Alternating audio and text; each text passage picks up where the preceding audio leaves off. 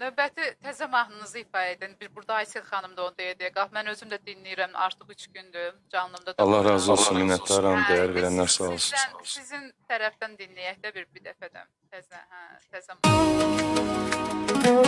Olur. Çox qəşəng mahnıdır. Təşəkkürünüz olsun. Like edin, komment yazın, dəstək olun.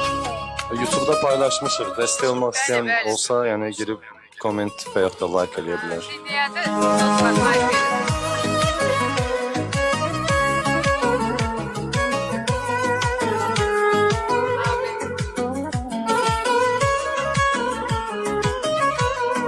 Olur, təşəkkür edirəm.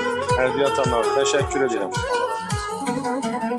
Ey mənim vəfalım, ey mənim etibarlım, ey mənə görə canımdan keçənim hardasan. Arzular da bitti, xəyallar da getdi, canım bu yolda bitti, ürəyim səninlə getdi. Ey mənim vəfalım, ey mənim etibarlım, ey mənə görə canımdan keçənim hardasan. Arzular da bitti, xəyallar da getdi, canım bu yolda bitti, ürəyim səninlə getdi. Mən o sevgimizin nə yağmurlarında, nə çoğullarında üşüdüm.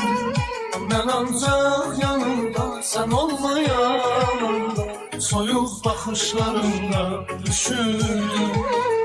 Mən o sevgimizin nə yağmurlarında, nə çoğullarında üşüdüm.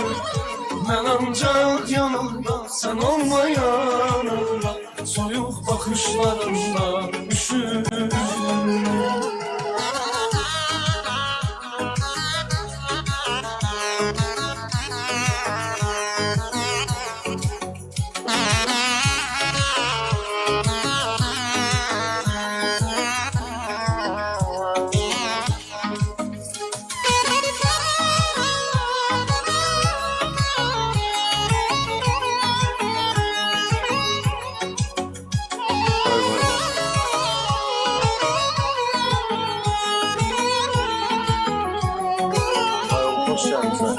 Gözüm yolda kaldı, derdin aklımı aldı.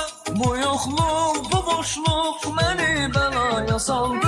Seherler gel keder, her geceden daha beter. Her gören deyir ki mahvolub o bir nefer. Gözüm yolda kaldı, derdin aklımı aldı. Bu yokluk, bu boşluk beni belaya saldı. Seherler gel keder, her gecem daha biter. Her gören değil ki mahvolub o bir nefer. Ben o sevgimizin ne yağmurlarında, ne soğuklarında üşüdüm. Ben ancak yanımda, sen olmayanda, soyuq bakışlarında üşüdüm. Ben o sevgimizin ne yağmurlarında, ne soğuklarında üşüdüm. Ben ancak yanımda, soyuq bakışlarında üşüdüm. Ben o sevgimizin ne yağmurlarında, ne soğuklarında üşüdüm. Ben ancak yanında, sen olmayanda, soyuq bakışlarında üşüdüm. Ben o sevgimizin ne yağmurlarında, ne soğuklarında üşüdüm. Ben ancak yanımda, sen olmayanda, soyuq bakışlarında üşüdüm. Təşəkkür edirəm. Allah sizləri var eləsin. Daim oğlu Kərbəla Nəsir